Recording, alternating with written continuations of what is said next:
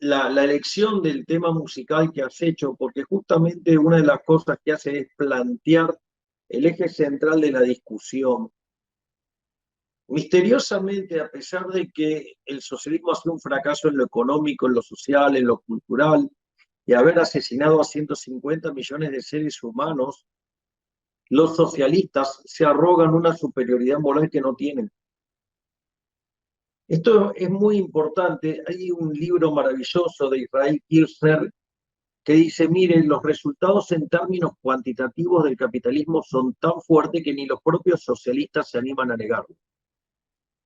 Pero la discusión central, el elemento central por el cual los socialistas cuestionan el sistema capitalista hoy, es porque el sistema es injusto. Es decir, hay una discusión de índole moral. Y el propio Israel Kirzner, en este libro maravilloso que se llama Creatividad, Capitalismo y Justicia Distributiva, él señala, dice, mire, si el sistema efectivamente es injusto, por más que sea más productivo, no vale la pena defenderlo. Y en ese contexto es que Israel Kirzner avanza justamente a esta discusión de índole digamos, de justicia. ¿Sí? La idea, digo, de justicia, si el sistema es o no es justo. Entonces, el eje central, lo que nosotros vamos a abordar, ¿sí? En esta charla, tiene que ver con la cuestión de si el sistema es justo o no. Y si los valores, y lo que va a determinar si es justo o no, son los valores morales subyacentes en cada uno de estos sistemas. Por lo tanto, lo que uno tiene que hacer es, y lo vamos a hacer a lo largo de esta charla, primero vamos a hacer una discusión de análisis económico comparado, ya sea cuantitativa o cualitativamente, digamos, vamos a hacer los dos enfoques, pero después hay que entender por qué, digamos, los socialistas sostienen que el sistema es injusto. Es decir, una parte sustancial de esto consta en poder comprender por qué los socialistas tachan al sistema capitalista de injusto. Entonces, tiene un rol central mostrar las contradicciones teóricas del socialismo para dejar en claro que el argumento con el cual ellos cuestionan el sistema, el argumento es falso. Y eso es una discusión que tiene mucho de teoría económica. Y una de las cosas centrales que va a suceder cuando nosotros mostremos la superioridad cuantitativa del sistema capitalista, mostremos la superioridad en términos teóricos, la superioridad moral va a emerger naturalmente. Porque cuando uno va a llegar al hueso de esta discusión, lo que se va a encontrar en el fondo es una discusión de teoría del valor. Lo va a encontrar los socialistas discutiendo la teoría del valor trabajo, validando la teoría del valor trabajo, y va a encontrar a los liberales del lado de la teoría subjetiva del valor. Y cuando uno llega a ese punto, el próximo paso consta justamente en ir sobre los valores morales que están detrás de haber decidido elegir o no una determinada teoría del valor. Explicado esto, digo que es el marco general, digamos, de la charla, y es hacia donde, digamos, voy a apuntar a plantear la discusión y llevar la discusión todo el tiempo. Está claro que les anticipo el resultado. Como diría Ancho Bastos, mire, si usted sabe que el capitalismo es bueno y el socialismo es malo, ese es un gran avance. Bueno, esto, digamos, básicamente vendría a ser después la reflexión final, digamos, lo estoy haciendo de manera, digamos, caricaturesca y graciosa, digo, pero digo, la reflexión es cierta. Y de hecho está en una de las conferencias de Ancho Bastos. Entonces, lo primero que, para que no quede duda, para que, digamos, nadie ponga bajo tela de juicio la cuestión cuantitativa, el eje central es, bueno, veamos primero los números, o sea, ¿qué dicen los datos? Bueno, los datos dicen que aquellos países que son más libres crecen más que el doble que aquellos países que están reprimidos. Esto, digo, que parece una cuestión trivial. Mire, yo les comento el caso de Argentina. Argentina y Australia, miren, Argentina entró al siglo XX siendo el país más rico del mundo. Tenía el PIB per cápita más grande del mundo. Pero supongamos que lo ponemos en base 100 con el de Australia. Bueno, Argentina creció, digamos, al 1 y un poquito, digamos, o sea, durante todo el periodo hasta la actualidad.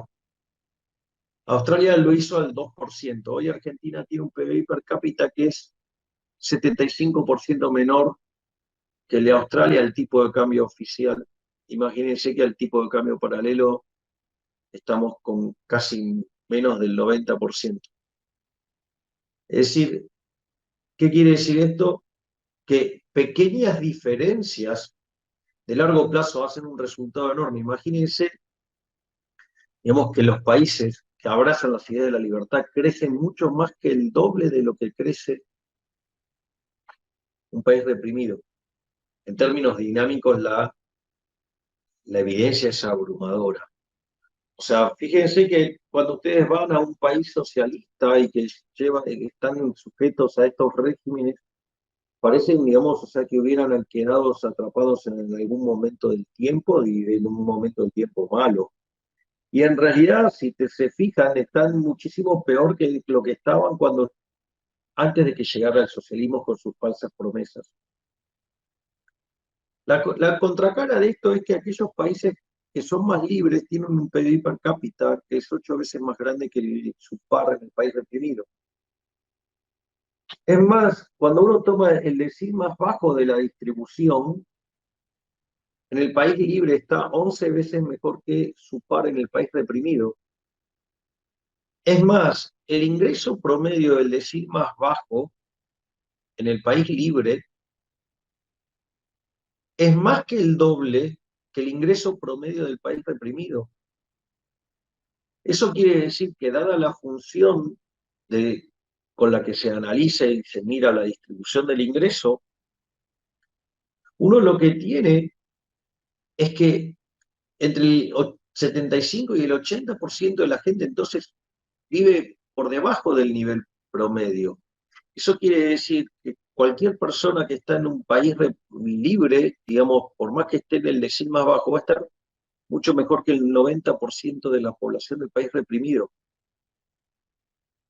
No solo eso, sino que además hay 25 veces menos de pobres en el formato estándar, 50 veces menos en el formato extremo. Y es más, la gente vive un 25% más y tiene muchos más derechos políticos, por decirlo de alguna manera. Por lo tanto, en ese contexto, la cuestión cuantitativa es abrumadora. La diferencia cuantitativa es abrumadora. De hecho, la diferencia cuantitativa es tan abrumadora que ni los propios socialistas, salvo en algunos lugares muy particulares del mundo, no aceptan los resultados. O sea, en Argentina, bueno, en Argentina no se aceptan, se los discuten, pero bueno, en un lugar donde se han llegado a dibujar las estadísticas, ustedes podrían esperar cualquier cosa. Pero la realidad es que la superioridad cuantitativa es tan fuerte que hasta los propios socialistas debieron reconvertirse frente al peso de los hechos. Es decir, en algunos lugares es más extremo, o sea, el nivel de enfermedad o el nivel de lavado de cerebro, digamos, bueno, es tan agudo, tan profundo que ni siquiera se pueden ver las diferencias cuantitativas. Pues. Entonces, esto, en algún momento, cuando se hacía la discusión de los sistemas económicos comparados, entonces se comparaba el caso de Estados Unidos con la Unión Soviética. Entonces ahí algunos sostuvieron que en realidad el problema tenía que ver más con los individuos y que entonces, o sea, no era lo mismo de alguien que vivía, digamos, o sea, las personas que vivían en Estados Unidos que las que vivían en la Unión Soviética. Entonces, para mejorar ese tipo de comparación directamente se hicieron comparaciones de países que tenían la misma gente, eran iguales. De hecho, digamos, a punto tal que eran tan iguales que era el mismo país que después, que en realidad lo habían particionado. El caso más emblemático, esto es en el caso de Alemania, donde del lado occidental quedó la Alemania capitalista y del lado oriental quedó la comunista. Es muy interesante porque en realidad todo el mundo señala la caída del muro de Berlín en 1989, pero en realidad el verdadero fracaso del socialismo no fue en el año 1989. El verdadero fracaso fue en el año 1961 cuando tuvieron que construir el muro. Hasta ese momento ustedes podían pasar de un lado al otro de las Alemanias. Y la gente cuando empezó a ver que, digamos, la que prosperaba era la capitalista y la socialista vivían horriblemente mal, ¿qué hicieron? Lo resolvieron como resuelven todos los socialistas, por la fuerza, pusieron un muro. ¿Para qué? Para que la gente no se pudiera ir. Había gente, digamos, queriendo ir de la Alemania occidental a la comunista. Ahora del otro lado todos se querían ir. Entonces por eso los encerraron. Digo, pero ustedes tienen otros ejemplos también así de brutales, como ser, por ejemplo, el caso de Austria-Hungría. Entonces se dividió el imperio austrohúngaro y de un lado quedaron los austríacos, abrazando el capitalismo, y del otro lado los húngaros, o sea, con el socialismo. Las diferencias fueron notables, o sea, de vuelta, ganó el capitalismo. No solo eso, ustedes podrían mirarme el caso de Panamá versus Cuba, digamos, o sea, ¿qué mejor que ustedes para poder ver los desastres y las atrocidades que ha hecho el régimen cubano, que ha hecho el comunismo, todo el daño que causa, digamos, esta idea, digamos, espantosa que es el comunismo? Si quieren, pueden comparar también Corea del Sur con Corea del Norte. Corea del Sur es capitalista, progresa, es uno de los países que más avanza en el planeta. Corea del Norte están buscando la forma de racionar los alimentos porque no les alcanza ni siquiera para comer. También podrían estar comparando a Hong Kong, a pesar de que después de que los ingleses devolvieron a China Hong Kong, digamos, o sea, arrancaron los chinos prometiendo que no se iban a meter dentro de Hong Kong, pero como sabrán, digamos, cada vez están avanzando más sobre Hong Kong. Pero a pesar de ello, si ustedes se fijan, la diferencia en el nivel de vida de Hong Kong y del chino promedio, la diferencia es abismal.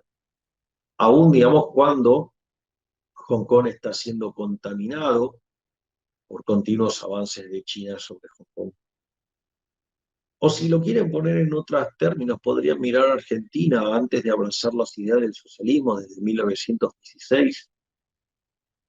Entonces, de ser el país más rico del mundo, hoy es 70 el tipo de cambio oficial y 120 el tipo de cambio paralelo. O pueden tomar el caso de Venezuela, que también era uno de los países más ricos, digamos, sin lugar a la duda, de la región. Ha estado entre los países más ricos del mundo. Y sin embargo, digamos, o sea, hoy es un país absolutamente miserable, donde el 95% de la población es pobre, el 80% es indigente, o sea, y vive en una situación de verdadera miseria. Todo gracias a ese sistema nefasto que es el socialismo. En este caso lo llamaron el socialismo del siglo XXI, es decir, la misma porquería de siempre, pero con un nuevo ropaje para, digamos, seguir engañando y empobreciendo y matando gente. Ahora, cuando uno hace el debate, digamos, tiene toda una forma falsa que se lo presenta, pero que lo tienen que identificar, lo tienen que detectar, porque si no, digamos, o sea, es muy fácil si no caer en la trampa de los socialistas. Entonces, uno tiene que entender básicamente la naturaleza del debate. Ustedes lo que se encuentran en el fondo, ¿sí? Es un planteo que tiene que ver algo así como que por un lado está el altruismo socialista, es decir, cuando ustedes escuchen a los socialistas, ellos siempre tienen un argumento altruista, ¿sí? Pero que siempre, digamos, se termina financiando con el bolsillo de tercero. O sea, nunca, digamos, con el bolsillo de ellos. O sea, son personas que hacen un planteo de índole altruista, ¿sí? Pero, digamos, o sea, el tema es que después decide, digamos, o sea, yo me acuerdo que un día, acá hay un politicucho repugnante, ¿sí? Digamos, o sea, que siempre él es muy sentimental. Entonces, un día yo me acuerdo que dice, no, bueno, pero había una persona que, digamos, o sea, estaba mal y entonces, o sea, hay que ser muy hijo de puta para pensar en el déficit fiscal cuando esta persona se está muriendo. Bueno, el problema es que, digamos, mire, la salud no es gratis, alguien la tiene que pagar. Y claramente, él que tildaba de hijo de puta, digamos, aquel que pensaba de otra manera, sí, porque, digamos, o sea, él tiene corazón, sí, y se ocupa de la gente. Bueno, sí, pero él no estaba pagando la cuenta, se la estaba haciendo pagar a otro. Esto es como decía Rothbard, es increíble lo caritativo que puede ser un ser humano cuando la cuenta la paga otra persona. Entonces, digamos, entonces ese falso altruismo, o sea, pero después es con el dinero ajeno. Es decir, y puede ser muy noble, digamos, o sea, querer financiar este tipo de cosas, pero digamos, o sea, uno lo tiene que hacer con la propia, no con la de otro, y no tendría que estar imponiéndole por la fuerza al resto de los seres humanos sus preferencias. O sea, porque digamos, a título de que, digamos, esa persona se arroga el poder de robarle el dinero al otro para financiar algo que a él le parece importante. Digo, ese es el eje central. Entonces, ellos, digamos, o sea, pero ellos sobre dónde construyen estos, construyen sobre la idea de que el sistema es desigual, que el sistema es un sistema explotador. Entonces, como genera estas injusticias, ellos consideran que tiene que venir el Estado por la fuerza y corregirlo. Es decir, pero el eje central es que ellos consideran que hay explotación, que el sistema es desigual, que el sistema es injusto. Pero y por el otro lado están los liberales que defienden la libertad individual. Entonces, ¿qué es lo que sucede? Los socialistas más civilizados, no digamos la familia de socialistas que tenemos, por ejemplo, en Argentina, que son bastante retrógrados, ¿sí? En general, lo que dice, bueno, reconocen la eficiencia del sistema capitalista, ¿sí? Pero consideran que es injusto y entonces que deberían hacer ciertas correcciones. Y que ciertas correcciones en términos de desigualdad o en términos de explotación, por decirlo de alguna manera, generan un funcionamiento del sistema capitalista que obviamente, digamos, no es tan eficiente, pero es más digerible socialmente. Ese le diría que es el argumento central de el socialista moderado, es decir, vendría a ser el socialdemócrata. Entonces aparece un debate donde el debate es entre desigualdad y eficiencia. Entonces, o sea, la discusión se vuelve sobre cómo es la torta de grande o cómo se reparte los tamaños de la torta. Y ahí es por donde anda generalmente la discusión. Salvo, digamos, de vuelta que estén en lugares donde, digamos, el nivel digamos, o sea, o lo obtuso que puede ser mentalmente el que está del otro lado, o sea, en general, digamos, la discusión podría pasar por ahí. Sin embargo, digamos, esa discusión, desde mi punto de vista, es incorrecta y ni siquiera, digamos, deberíamos aceptarle a los socialistas un ápice de esa discusión. Por eso es tan importante demostrar que no solo han fallado en el plano empírico los socialistas, sino que además fallaron en el plano teórico del socialismo, tal cual lo señala en una conferencia Jesús Huerta de Soto. Es un error teórico. Es decir, y todas las reflexiones y análisis que derivan y emergen del socialismo están mal, porque parten de un error teórico. Entonces, ustedes no solo tienen que estar entrenados en la cuestión de los datos, sino que además tienen que estar entrenados en la fundamentación teórica para explicarles que esa desigualdad, esa injusticia que ven es incorrecta y que parte de un error teórico.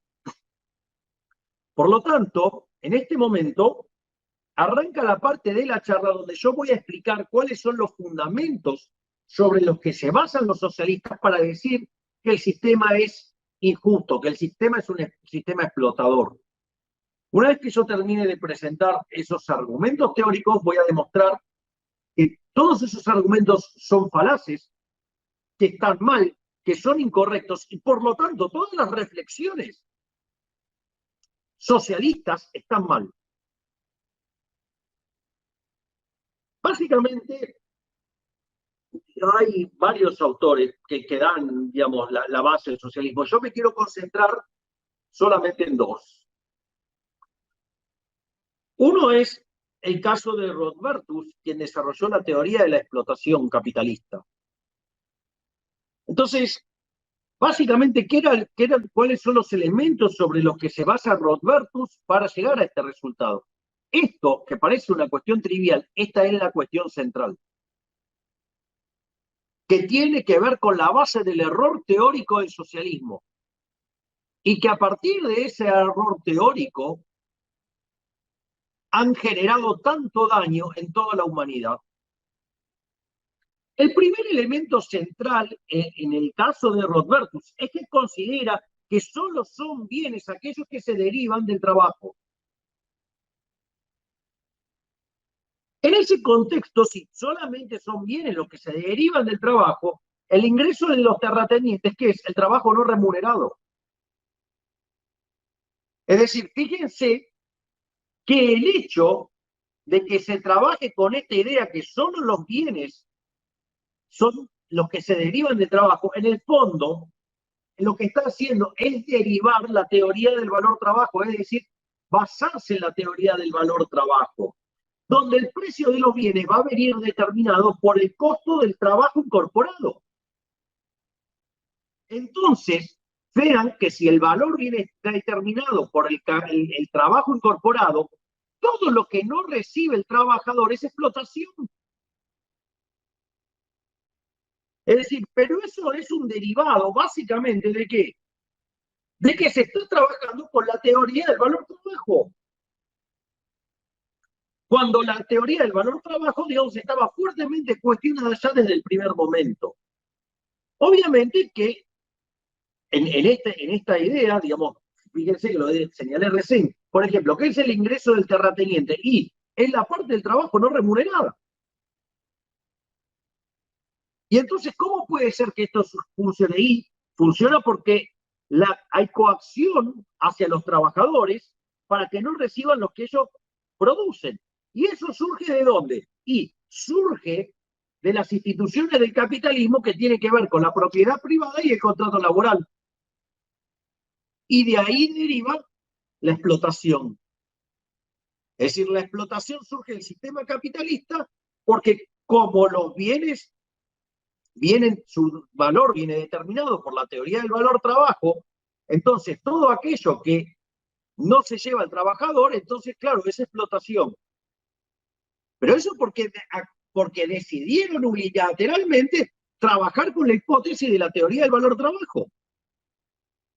De hecho, el propio Marx, ¿sí?, en su obra El Capital, justamente trabaja con una, si ustedes quieren, un perfeccionamiento de lo que es la teoría de la explotación de Rothbardus.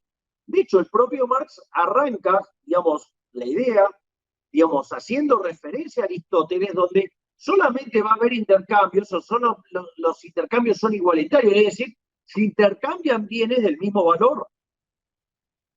Y para que las cosas se intercambien por cosas del mismo valor, son cosas del mismo valor las que tienen la misma cantidad de horas trabajadas y incorporadas.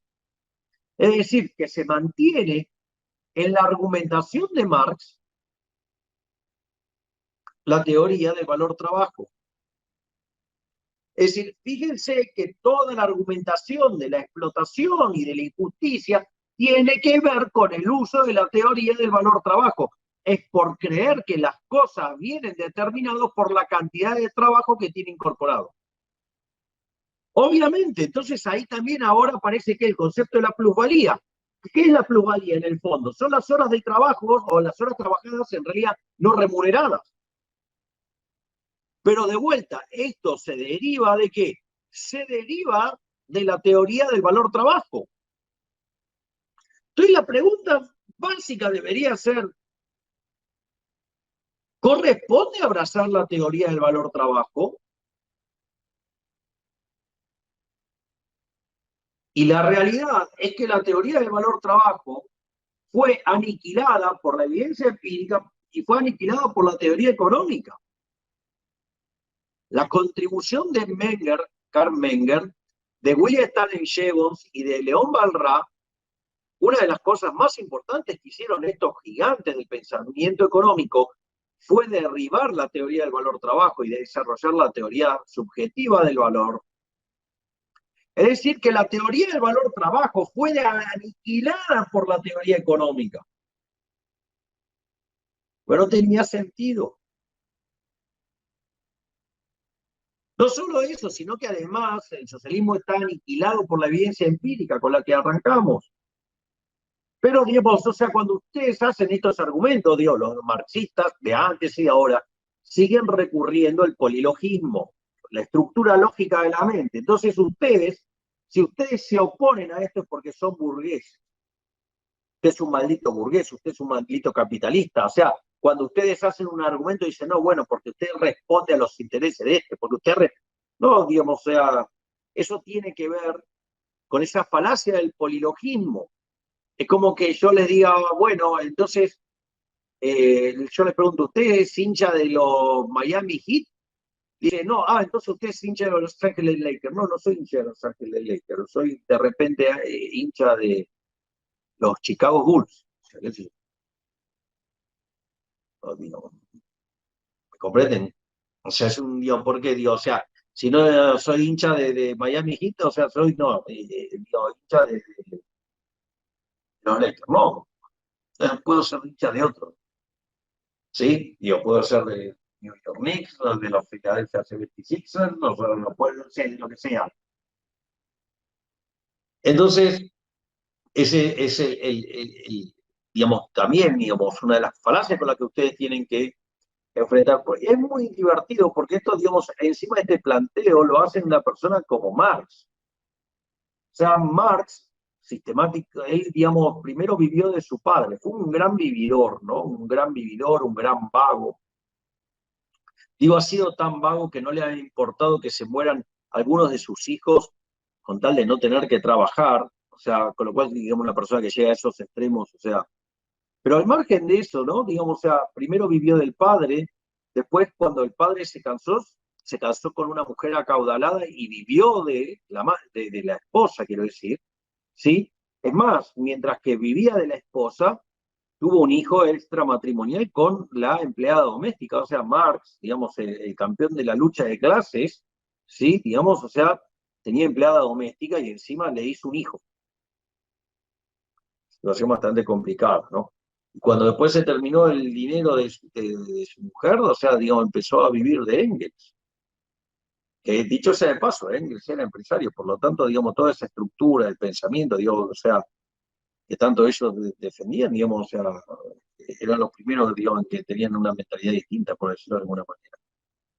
Y después otro problema también, digamos, o sea, que Marx nunca termina demostrando por qué, digamos, se va a imponer el socialismo, sino que lo hace de una manera muy pobre conceptualmente, porque dice, bueno, hay tesis, antítesis y síntesis. Entonces dice, bueno, la tesis era el mercantilismo, o sea, la antítesis, el liberalismo, entonces la síntesis es el socialismo. Eso no es una prueba, eso es una citada. O sea, digamos, o sea, entonces de la nada sí aparece, digamos, eso. Sí.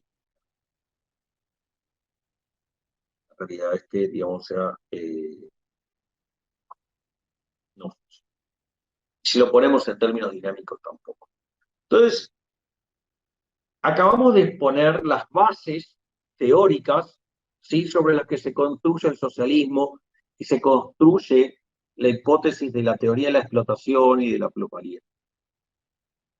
Por lo tanto, digamos, este es el momento ahora en el cual, digamos, vamos a empezar a demostrar que todos los elementos sobre los que está basado el socialismo, o sea, no solo tiene un problema de índole empírica, tiene un problema de índole, digamos, teórica. O sea, digo, lo que vamos a hacer ahora es ir sobre la argumentación de por qué todo lo que dicen está todo mal, que es un error teórico.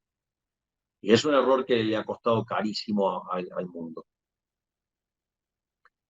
Es decir, lo primero que uno, esto, para aquellos que estén muy interesados en esto, hay un libro maravilloso de Eugene von Baber,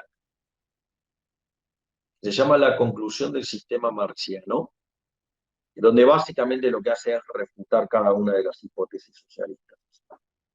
Obviamente que cuando ustedes le hagan este planteo a un socialista, ¿saben lo que le voy a decir? ¿Saben lo que pasa? Que von Baber no entendió nada, no entendió el socialismo.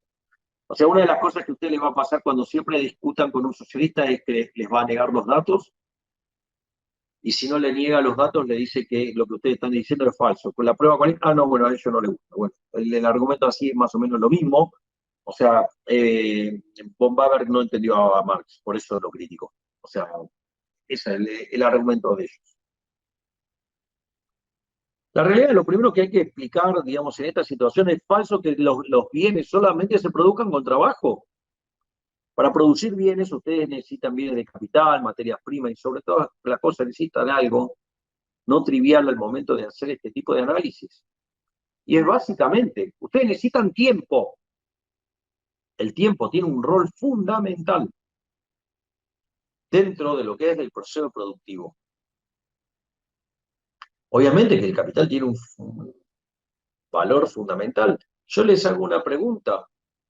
Cuando ustedes van a trabajar a la empresa, digamos, donde sea, ¿me van a decir que la productividad que tienen es lo mismo si tienen la computadora o no? Bueno, ¿qué es la computadora? Un bien de capital. Y lo que hace es aumentarle la productividad. Quieren llevarlo a un extremo ridículo y para gente, digamos, con dificultad, que aún así lo pueda entender. Bueno, mire, traten de hacer cuentas con la calculadora y ustedes háganla mentalmente. Bueno, mientras que los números involucrados sean números muy chiquitos, no hay problema. Pero cuando los números que empiecen ustedes con los que quieran trabajar son grandes, bueno, los problemas, digamos, o sea, la diferencia de contar con el bien de capital, llámese la calculadora, va a generar una diferencia de productividad enorme. Sí, por más bueno que sean haciendo las cuentas mentalmente, digo, no le van a poder ganar a la computadora. O sea, porque yo tiro una lista de números a un ser humano y a una computadora, y con la computadora agarré y le di la función sumar, lo sumé y listo, digamos, o sea, y ni les cuento, digamos, si lo quieren multiplicar, ni le cuento si quieren hacer operaciones mucho más complejas. Entonces miren, en una cosa tan básica, la diferencia que hay, imagínense cosas que son mucho más complejas. ¿Se imaginan producir un auto sin, digamos, la tecnología? ¿Se imaginan, digamos, o sea, dar esta conferencia así digitalmente sin la tecnología? Es decir, pues, digo, verdaderamente, por lo tanto, digamos, el capital juega un rol fundamental. ¿Qué pretenden? No remunerarlo. ¿Y qué pretenden? No remunerarlo porque se abrazan a una teoría estúpida, digamos, que dice que todo depende de la cantidad de trabajo incorporada. La otra cosa, hay un problema de circularidad. O sea, el problema es que esa teoría además no puede encontrar una solución concreta. No puede, ¿por qué? Porque en realidad, sí, los precios vienen determinados por el valor del trabajo. Y sucede que el valor del trabajo viene determinado por los precios. Entonces uno le diría, bueno, te podés quedar a poner de acuerdo, porque vos me decís, bueno, ok, los precios vienen determinados, o sea, por el costo del trabajo. Ok, y el costo del trabajo viene determinado por los precios. Entonces, para determinar los precios, antes necesito determinar el costo del trabajo, pero para determinar el costo del trabajo necesito determinar los precios, para determinar los precios necesito determinar el costo del trabajo. No sé si se dan cuenta, pero hay un problema de circularidad, el sistema no tiene solución. Obviamente, para ellos sí tiene solución, como es por la fuerza, como siempre aplicaron todo, por la fuerza. De hecho, hay una discusión muy divertida, que en un momento a uno de los, y muestra la inconsistencia socialista, digo, entonces le preguntan, y estaba relacionado también con lo que fue el debate sobre el socialismo, en, digamos, donde entre Lange y, digamos, y Mises. Entonces, hay cuatro etapas de Oscar Lange, digamos, hay una que se llama la etapa clásica, digamos, que es el menos bestia de las cuatro versiones de Oscar Lange. Y entonces, como parte de la teoría económica, trabaja cuando analiza el equilibrio general barraciano, el proceso de tanteos. Digo, bueno, ellos decían que también podían tener un proceso de tanteos, y bueno, entonces, bueno, pero ¿dónde estaba la referencia? Bueno, entonces ellos lo que decían era, bueno, se importaban los precios de otro lado. De hecho, ellos tenían espías que mandaban a conseguir los precios para poder hacer las cuentas. Ahora, ¿cuál es el problema? Que si todo el mundo, digamos, aplicara socialismo, entonces ¿dónde van a sacar los precios? ¿De dónde se los van a copiar? Es decir, ya el propio argumento es un propio reconocimiento de la derrota conceptual. Otra cosa que también es importante es que es falso que los intercambios sean por cosas iguales, son justamente por cosas que uno valora distinto. Porque si uno estuviera cambiando, digamos, cosas que son idénticamente iguales, seguramente, digo, no las va a cambiar. Si yo les voy a proponer, digamos, un intercambio donde ustedes me entregan una barra de oro, ¿sí? Sí, yo le doy un lingote de las mismas características. ¿Qué sentido tiene cambiarlo? Ninguno, es una ridiculez. Por eso, digo, es que aparece, digo, la teoría subjetiva del valor. Las cosas dependen por las preferencias y por la escasez. Por ejemplo, dice el aire es algo que todos queremos mucho, que todos valoramos mucho, pero es tan abundante que su precio es cero. Ahora, ¿cómo ustedes valoran un bien, digamos? O sea, o por ejemplo, los diamantes quizás no tienen nada de trabajo y ustedes se lo encontraron ahí en el coso, pues vale un montón, pues, ¿y por qué? Porque la gente valora los diamantes. Pero si no tiene trabajo, si la gente quiere los diamantes valen un montón. ¿Se lo puede comer? No, pero digo, la gente lo quiere. Y es más valioso que el agua, sí, claro, y que el aire también. Y sin embargo, digamos, o sea, eh, pero ustedes no podrían vivir sin agua y sin aire. Bueno, pero fíjense que además los bienes, aún el mismo bien, no vale lo mismo si uno tiene en cuenta el lugar. Es decir, por ejemplo, en este momento para nosotros un vaso de agua puede valer muy poquito. Ahora, si estuviéramos en el medio del desierto del Sahara, y bueno, ese vaso de agua valdría muchísimo más. Es decir, que el valor tiene que ver con el momento, en el lugar donde ustedes están. O sea, fíjense que ahí como la escasez juega un rol fundamental, y la necesidad, obviamente.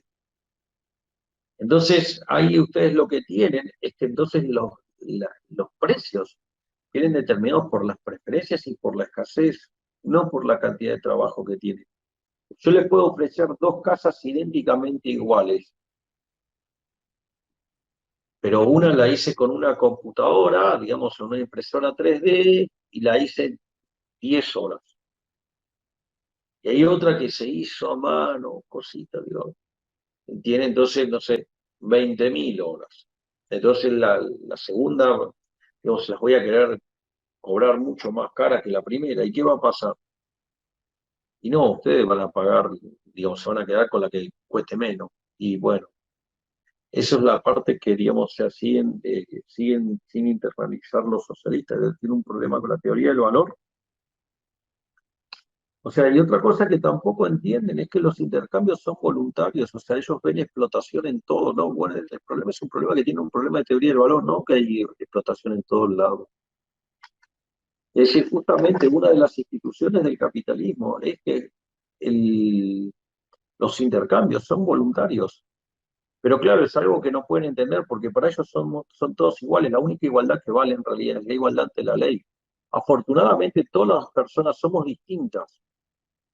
Y eso lo que fomenta es la división del trabajo, y esa división del trabajo genera productividad y hace que los intercambios sean voluntarios, donde cuando se da un intercambio ganan las dos partes, no que gana una. Porque si una parte pierde para que la otra gane, la parte que pierde no lo va a querer hacer, salvo que lo hagan por la fuerza. Y los que usan la fuerza son ellos, no nosotros. Los asesinos son ellos, no nosotros. Los que hacen las cosas a punta de pistola son ellos, no nosotros. Es decir, la mancha roja en el mundo son ellos que llenaron el mundo de sangre con su utopía estúpida.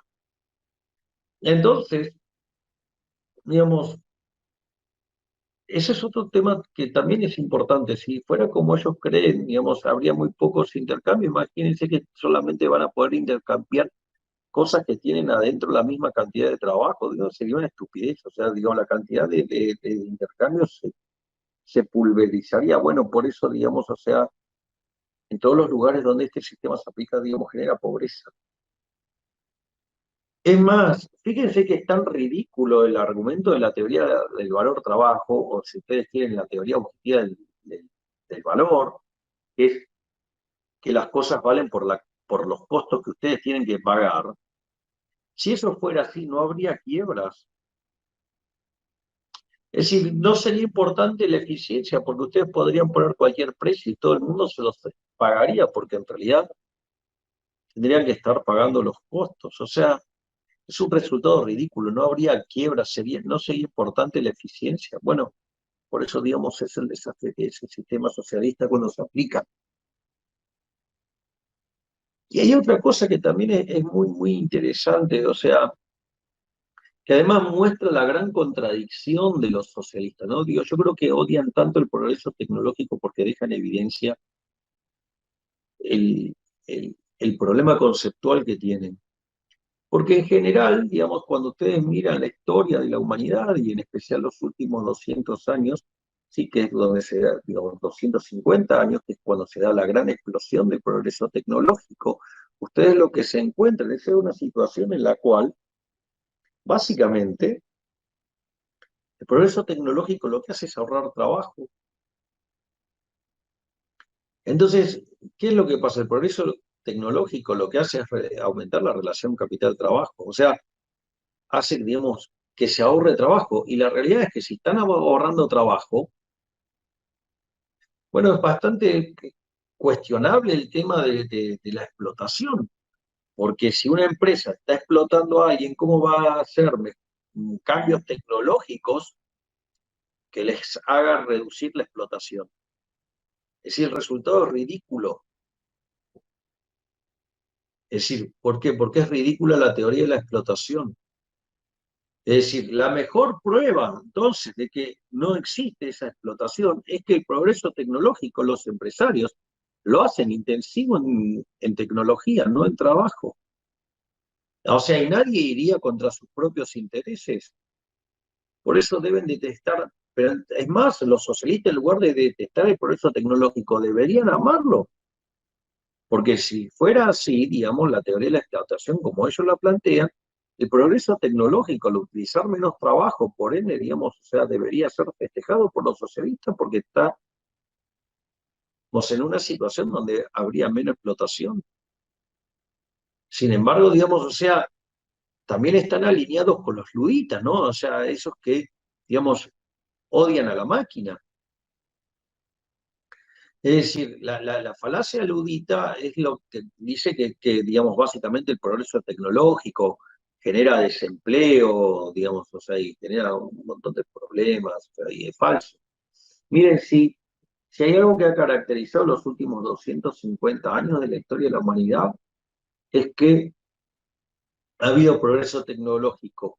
Mire, la población se multiplicó por 8. Si hubiéramos arrancado de una situación de pleno empleo, hoy el desempleo, si los luditas y los socialistas tuvieran razón, debería ser del 87,5%. Listo, ya está, se acabó el problema. Listo, la evidencia empírica lo derriba ese argumento de que dejan empleados, gente sin trabajo. y que el progreso tecnológico es malo. No, el progreso tecnológico es maravilloso y cuando ustedes generan progreso tecnológico que están logrando, digamos, lo van a hacer para que, y miren, en principio van a poder ofrecer el mismo bien a un precio más bajo o al mismo precio con una calidad mejor. Es decir, eso lo que les va a hacer es les va a generar un beneficio. Cuando ustedes generen ese beneficio pueden pasar algunas cosas. Una de las cosas que pueden hacer es agarrar ese beneficio y consumirlo. Entonces generan puestos de trabajo en otro lugar. Otra cosa es reinvertirlo, con lo cual, digamos, van a generar fuentes de trabajo en el propio sector, en la propia empresa. Es más, van a estar haciendo aumentar la oferta tal que entonces, digamos, termine cayendo el precio. Otra cosa es que lo ahorren, entonces van a estar financiando la inversión en otro lugar de la economía. Otra cosa es directamente que quemen ese dinero, que lo rompan, que lo destruyan. Bueno, va a generar deflación, beneficia a toda la economía en su conjunto. Por lo tanto, o sea, también es falso, digamos, el argumento ludita, digamos, con el cual, digamos, o sea, se llevan tan de la mano los socialistas, aun cuando sea una contradicción en los propios términos de la teoría que proponen. Y por otro lado, digamos, o sea, es un sistema que no podría generar equilibrio, ¿no? No podría generar el equilibrio de estado estacionario, de donde se produce una igualación de la tasa de ganancia. Porque la igualación de la tasa de ganancia implicaría que todas las empresas tengan que tener la misma relación capital-trabajo, lo cual, digamos, o sea, no hace falta que les diga que empíricamente eso es una estupidez del tamaño de la casa, o sea, no existe. Es decir, digamos, o acaso ustedes ven que todas las empresas tengan la misma relación capital-trabajo. Miren las empresas productoras de bienes y las productoras de servicios. Listo, ya está. Con eso solo les debería alcanzar para darse cuenta que es una teoría que tampoco tiene sentido y además, o sea, tenemos un problema con la asignación de recursos, porque entonces, digo, ¿cómo sería el problema del beneficio? Digamos, ¿cómo yo reasigno recursos si todos tienen la misma relación capital-trabajo y todos tienen la misma tasa de beneficio? O sea, no lo podría hacer. Si justamente, digamos, cuando yo tengo un cambio, digamos, en las preferencias de los agentes y deciden mover su, su demanda, digo, no sé, desde el bien B hacia el bien A, digamos, o sea, bueno, los beneficios de A van a subir, los de B van a caer, entonces, digamos, los recursos deberán ser reasignados desde B hacia A, porque es lo que quiere la gente. Pero claro, ellos no entienden, digamos, de qué es lo que quiere la gente, porque no pueden soportar la libertad de los individuos. La gente tiene que querer lo que ellos quieren y se los tienen que imponer a punta de pistola. Entonces, lo que acabamos de hacer en esta parte es demostrar que los postulados teóricos sobre los que se basa el socialismo están mal. Por lo tanto, a partir de ahí nada puede salir bien.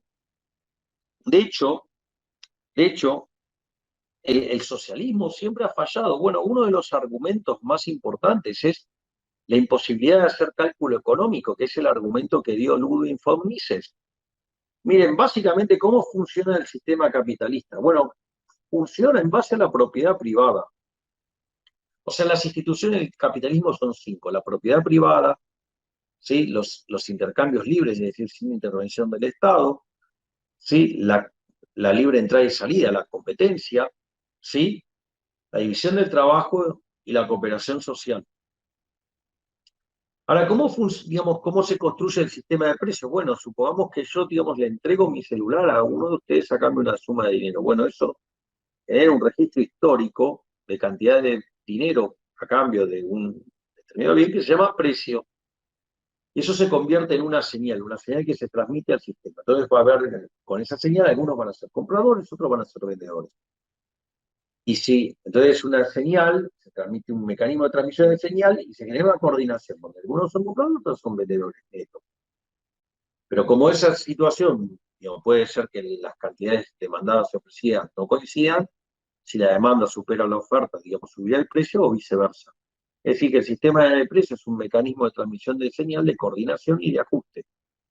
Ahora, la clave dentro de ese sistema radica en que cuando yo les entregué el teléfono a cambio de una determinada cantidad de dinero, ustedes eran los dueños de la cantidad de dinero, yo era el dueño del teléfono. Es decir, el elemento fundamental por el cual el sistema genera la asignación de recursos es justamente el sistema de precios. Pero además, digo, las necesidades para hacer, digamos, las inconsistencias del socialismo, digamos, tienen inconsistencias estáticas y tienen inconsistencias dinámicas. Por ejemplo, dentro de las inconsistencias estáticas está el tema del conocimiento. Es decir, la cantidad de conocimiento que ustedes deberían tener para poder resolver el vector de precio de equilibrio.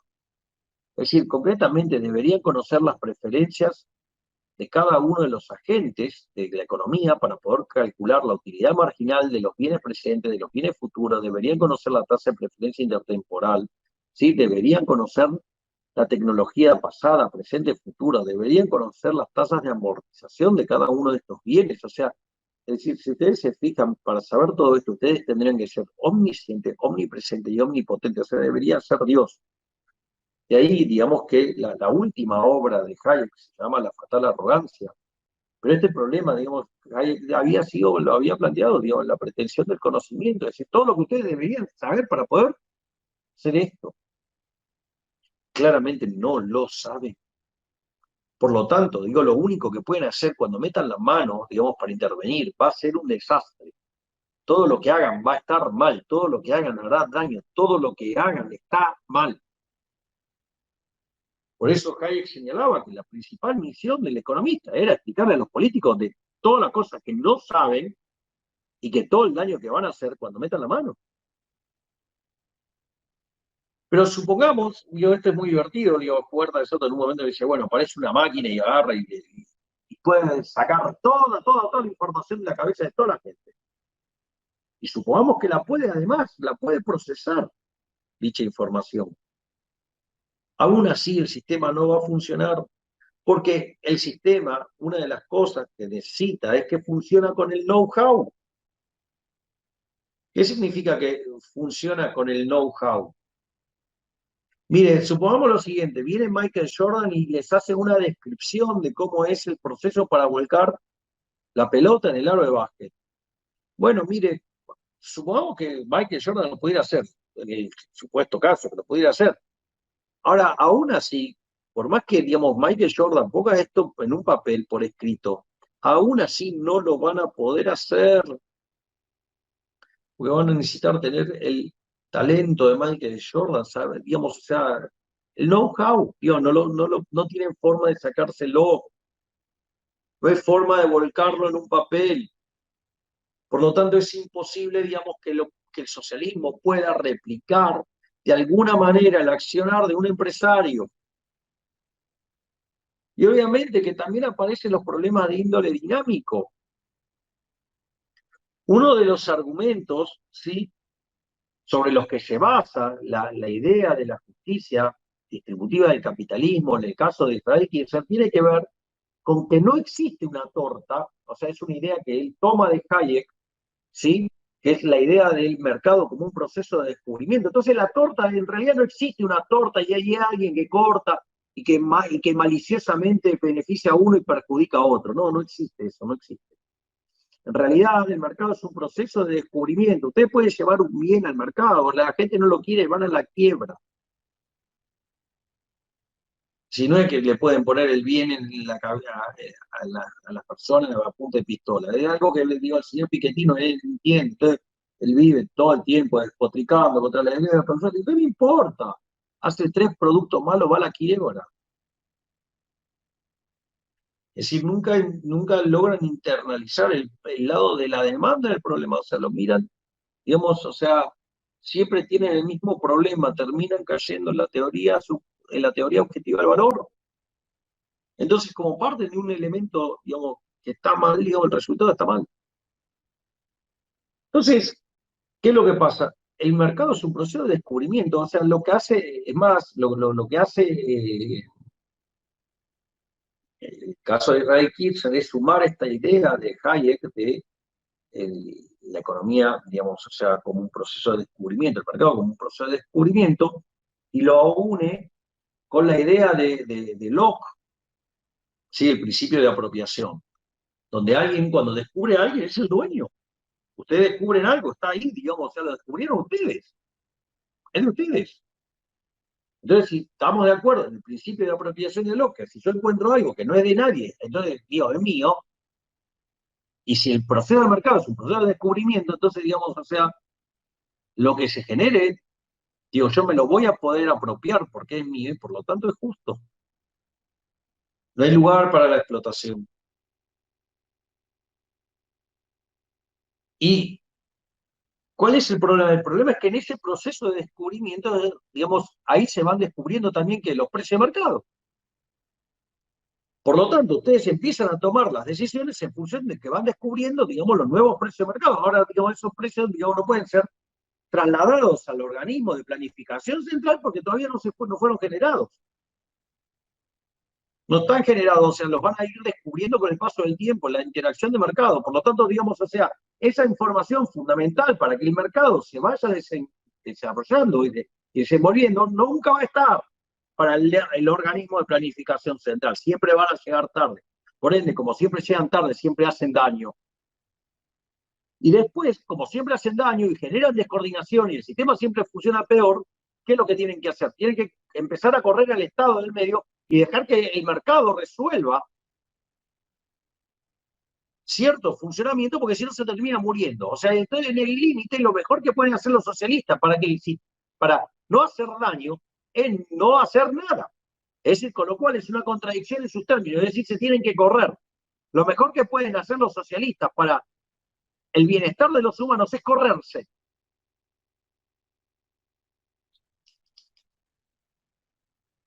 Por lo tanto, acabamos de demostrar que el socialismo es un error teórico. Es decir, no solo ahora que entonces funciona mal desde el punto de vista empírico, sino que además funciona mal desde el punto de vista teórico. Entonces la pregunta es, si fueron derrotados en la teoría económica, si fueron derrotados en la evidencia empírica, entonces ¿por qué siguen abrazando esas ideas? Bueno, esto es muy simple. Siguen abrazando la teoría objetiva del valor, siguen abrazando la teoría valor-trabajo pura y exclusivamente por un problema de índole moral. Ellos no pueden aceptar la teoría subjetiva del valor, ellos no pueden aceptar toda la interpretación del liberalismo sobre cómo funciona el sistema económico por un problema de índole moral. Es decir, porque si ustedes trabajan, y ahora dentro de la parte de la cuestión, digamos, distributiva, en la visión, digamos, liberal y capitalista. Y ahí nos vamos a encontrar, en el fondo, todo esto un problema de valores morales. Porque ya vimos que el argumento de que sostienen los socialistas de que el sistema es injusto, todavía no he probado que el sistema capitalista sea justo. Pero está claro que el argumento socialista acabo de mostrar que es inválido. Y además acabo de probar, desde el punto de vista teórico, que siempre funciona mal, que jamás va a funcionar bien y que la evidencia empírica está del lado de lo que estoy sosteniendo. Es decir, eso independientemente, digamos, ahora que vamos a ver si el sistema capitalista es o no justo. Obviamente lo que vamos a llegar ahora es demostrar que el sistema capitalista es justo. Y entonces nos vamos a encontrar frente a la pregunta, ¿por qué, digamos, si el socialismo es un error teórico, si falla siempre la evidencia empírica, es falso que sea injusto porque está mal construido, y el otro sistema es justo, ¿por qué, digamos, siguen sosteniendo lo mismo? Bueno, ya se los anticipo, es un problema de valores morales.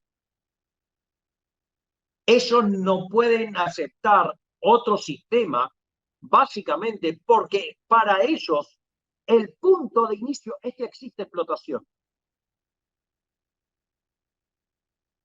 Ellos parten de que existe explotación y la teoría se debe acomodar para que ellos puedan seguir sosteniendo de que hay explotación y que el sistema capitalista es injusto.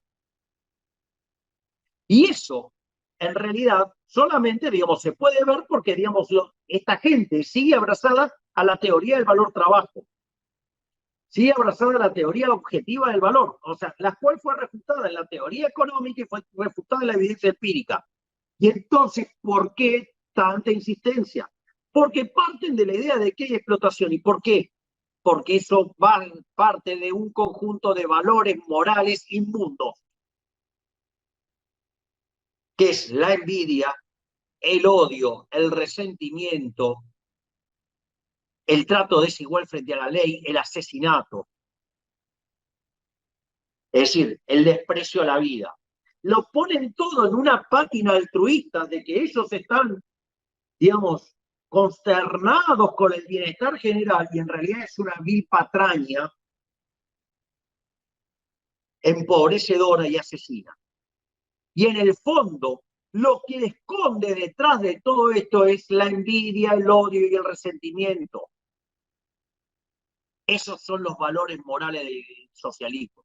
Por eso, donde se lo aplica a las instituciones son nefastas y derivan en que siempre fueron un fracaso en lo económico, en lo social y en lo cultural, y nunca se lo olviden.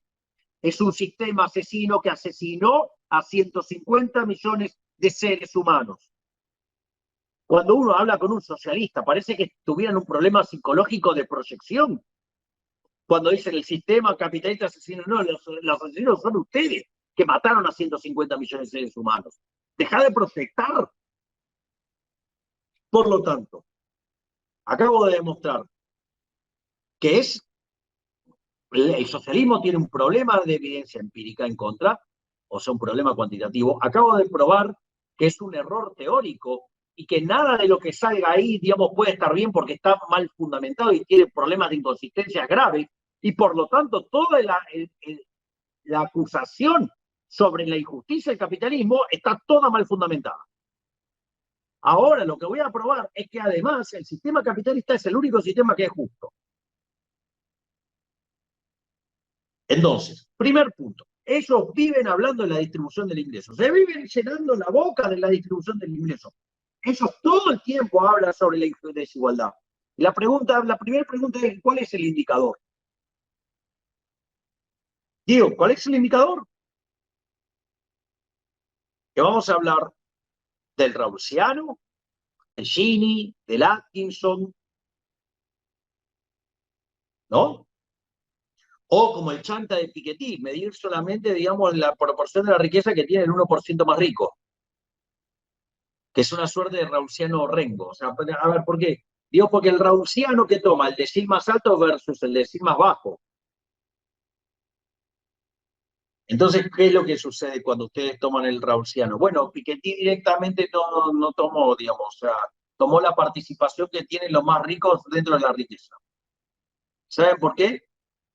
Porque la riqueza en los últimos 250 años, ¿sabe dónde subió más? En lo que menos tenían. Por eso, digamos, de haber un 95% de pobres extremos en el año 1800, con 800 millones de seres humanos en el planeta Tierra, antes de la pandemia, que éramos 7.800 millones de seres humanos, o sea, el número había caído a menos del 5%. Cuando hablo de pobreza extrema, hablo con menos de $1 diario. ¿Ok? Entonces, digo, primer tema, o sea, digo, tienen a un abanderado hablando, digo, de la desigualdad y todo, digo, uso un indicador que está rengo. Y aparte en la cuenta, saca, por ejemplo, el auto, saca, por ejemplo, los electrodomésticos, cosa que, digo, para la gente no rica, digo, tiene un peso muy importante. Entonces, claro, digo, encima, digamos, se repotencia en el indicador de desigualdad. O sea, eso es para que vean lo chanta, lo versero, lo vendehumo que son los socialistas. O sea, los Piketty es un ejemplo maravilloso de mentiroso a escala global. Ahora, la realidad es que, miren, usted por más que usen el Rawlsiano bien, o usen el Gini, o usen el Atkinson, eso no dice nada. Son medidas de concentración, no son medidas relativas. Mire, se lo voy a hacer con un ejemplo. Supongamos que tengo una sociedad y miro el Rawlsiano. Una persona gana 99, el otro gana 1. Entonces, claro, un socialista estaría espantado. Dice, no, mira la desigualdad que hay. Uno gana 99, el otro gana 1. Y eso no dice nada en realidad. Porque miren, si el que gana 99 lo hace trabajando un montón, Si el bien del prójimo conviene de mejor calidad o mejor precio, ¿qué tiene de malo? Si se lo ganó honestamente, ¿cuál es el problema? El que ganó uno en realidad se lo ganó, digamos, de tanto, donando sangre extraída de las uñas de tanto rascarse. ¿Ustedes me dirían que es injusta esa sociedad donde uno gana 99 y el otro gana uno? Sería, miren, si digamos, le dan alas a un socialista, digo que le va a sacar, digamos, le va a sacar, digamos, al que gana 99 le va a sacar 49 y se lo va a dar al otro. Entonces los dos ganan 50. Entonces el que se rompe trabajando, sirviendo al próximo que viene mejor calidad, un mejor precio, gana lo mismo que el vago que no hace nada. ¿Cómo creen que va a terminar eso? Mal, mal, porque digamos, además el que trabaja, digamos, o sea, no va a querer trabajar. Yo siempre hago un ejemplo, digamos, para demostrar que el socialismo siempre iguala para abajo. Supongan ahora, no sé, una sociedad, tengo una persona que gana 80 y otra que gana 20. Usted le dice, no, usted lo único que pueden hacer es igualar para abajo. O sea, le van a sacar 30 al que gana 80 para dejarlo en 50 y dárselo al que 30 al que gana 20 y así quedan 50 y 50. O sea, van a igualar para abajo. No, te dicen, no, nosotros no igualamos para abajo, vamos a igualar para arriba. Ahora, el tema es que igualar para arriba, digamos, o sea, si yo tengo a alguien que produce 80 y otro, digamos, que produce 20, digamos, no sé, bueno, tiene que pasar de 20 a 80. Y si pasa de 20 a 80, 80 a 80 son 160. Está violando la restricción del presupuesto. Una de las cosas que pasa siempre con los socialistas es que violan la restricción del presupuesto. No pueden producir 160 porque tienen para producir 100. Entonces, digamos, terminan violentando la restricción del presupuesto. Y otra cosa que esto es muy importante, digamos, a los efectos, digamos, es que cuando ustedes, en ese proceso de descubrimiento que es el mercado, y que en realidad no hay una cosa así como una torta estática, sino que es algo que se va descubriendo. Miren, si fuera exacto eso de que existe una torta, sí, digamos, este era un planteo que hizo John Stuart Mill, que es un espanto, que es horroroso, que decía, la producción es independiente de la distribución. No, bueno, eso es una estupidez del tamaño de una casa sobre la que se basan los socialistas. O sea, y ellos, digamos, o sea, caen en la frase por autoridad y dicen, no, bueno, sí, John Stuart Mill, ¿qué me importa que lo decía John Stuart Mill? Estaba mal. En ese contexto, fíjense que es equivalente a suponer que en realidad ustedes no tienen que producir un auto. Un auto está implícito en la cantidad de acero, en la cantidad de cuero, en la cantidad de caucho, en la cantidad de vidrio que hay en una sociedad. ¿Se dan cuenta? O de acero, de hierro. ¿Se dan cuenta que es una estupidez?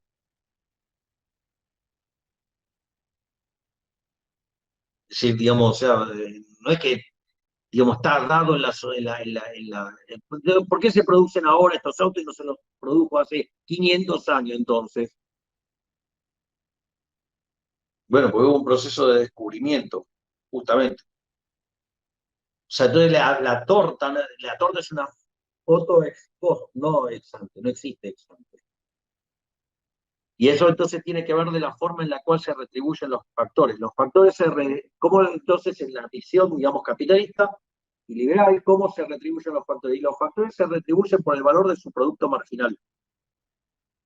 Ejemplo, el salario viene dado por el valor del producto marginal del trabajo. Entonces tienen dos dimensiones del problema. El valor, el valor que es el precio y que dijimos que ya habíamos visto que depende de las preferencias y de la escasez. Ustedes pueden ser muy buenos produciendo un bien, pero ese bien no lo quiere nadie, vale cero. Por lo tanto, por principio de imputación de Mengel, ¿cuánto le van a pagar de sueldo? Nada. Pues son los precios los que determinan los costos y no los costos los que determinan los precios. Yo cuando veo el precio que puedo percibir, me doy vuelta y contrato gente. No que cargue un precio en función, digamos, de los costitos que tuve. Pues no funciona así. Porque de vuelta, no existirían quiebras. O podría ser todo lo ineficiente que quiero, total, alguien lo va a pagar y eso es falso. Y la otra parte es la productividad. Entonces, si ustedes son productivos y de un bien que todo el mundo quiere y se van a llenar de plata. Entonces, cada factor se va a llevar el valor del producto marginal del factor.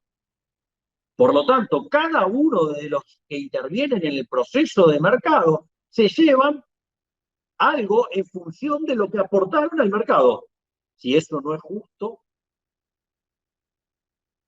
es decir, ustedes son muy productivos en un bien que la sociedad demanda y que le hace bien, ustedes van a ser exitosos. De hecho, en el capitalismo solamente se puede ser exitoso sirviendo al prójimo con bien mejor calidad, mejor precio. Es decir, un benefactor social.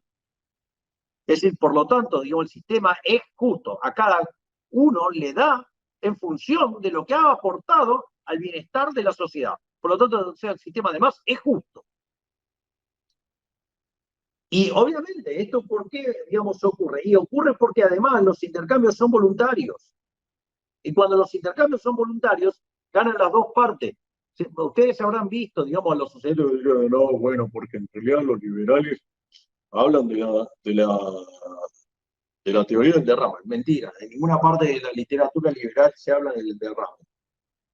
Porque si hubiera derrame, hay derrame para los dos lados, porque los intercambios son voluntarios, se benefician las dos partes. Por lo tanto, digamos, si hay derrame es para los dos lados. Y si lo quieren poner de otro lado, a una empresa jamás se le derramaría algo, porque si se le derrama algo va a la quiebra. Porque podría aparecer alguien con un bien de mejor calidad, mejor precio y hacerlo quebrar. Por lo tanto, en función de esto, lo que tenemos es que el sistema capitalista, además, es el único sistema que es justo. Porque el mercado es un proceso de descubrimiento donde los distintos agentes van descubriendo cosas y van siendo remunerados acorde a lo que aportaron en esa creación de riqueza. Y obviamente que si ustedes tocan esto, digamos, van a afectar los incentivos y el sistema se va a derrumbar, no van a tener sentido, digamos, a estar descubriendo nada. ¿Por qué? Porque si ustedes descubren algo, digamos, el Estado se mete en el medio y lo rompe. Entonces el sistema, digamos, se daña y no funciona. Por lo tanto, acabamos de ver varias cosas. Una es que el sistema, digamos, es más productivo. Dos, que toda la crítica socialista está mal fundamentada y por lo tanto no tienen razón de ninguna manera porque están construidos sobre un edificio teórico incorrecto. Es decir, el socialismo es un error teórico. Y al mismo tiempo acabamos de demostrar que el único sistema que es justo es el sistema capitalista de libre empresa. Por lo tanto, el sistema capitalista no solo es más productivo, sino que además es el único sistema que es justo. Y la contracara de esto tiene que ver con los valores. Mientras que el socialismo se basa en un conjunto de valores inmundos, que son la envidia, el odio, el resentimiento, el trato desigual frente a la ley y el asesinato, el liberalismo se basa en el respeto irrestricto del proyecto de vida del prójimo. Sobre la idea del principio de no agresión y en defensa del derecho a la vida, a la libertad y a la propiedad, cuyas instituciones son la propiedad privada, los mercados libres de intervención estatal, la competencia basada en la libre entrada y salida, la división del trabajo y la cooperación social, donde solamente se puede ser exitoso sirviendo al prójimo con bienes de mejor calidad a un mejor precio. Por ende, el sistema no solo que además es más productivo y que los socialistas tienen una crítica absolutamente errada porque está basada en un error teórico, sino que además el sistema capitalista es el único que es justo y es el único que además tiene unos valores morales dignos que llevan un conjunto de instituciones que eso después conducen al desarrollo. Por lo tanto, no hay lugar para esa basura llamada socialismo. Seamos libres, porque lo demás no importa nada, porque si somos libres vamos a poder alcanzar la prosperidad. ¡Viva la libertad, carajo!